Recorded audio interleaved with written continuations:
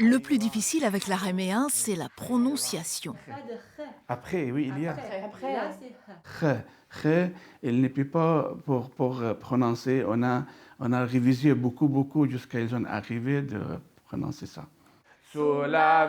L'araméen, la langue maternelle d'Amil, né au Kurdistan irakien. Cette chanson a bercé son enfance, reprise par le groupe Ahu et Adia.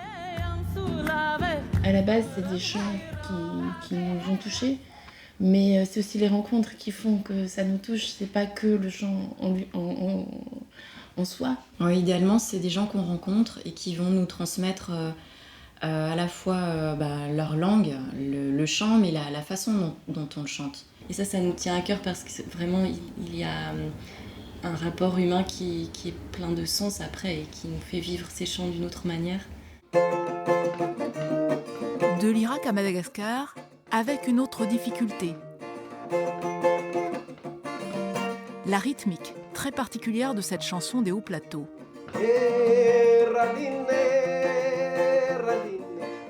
Elle est typique dans le sens où il y a la manière de chanter, et puis il y a aussi la rythmique ternaire qui est une espèce de 12-8, qui est un rythme commun à toute l'île, quoi.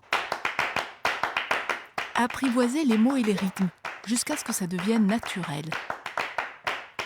Ça nécessite quand même beaucoup de pratique pour arriver à l'imprégner dans le corps et ensuite pouvoir l'imprégner dans les mouvements. Des polyphonies du monde entier et plus encore. Certaines chansons du répertoire sont en langage imaginaire.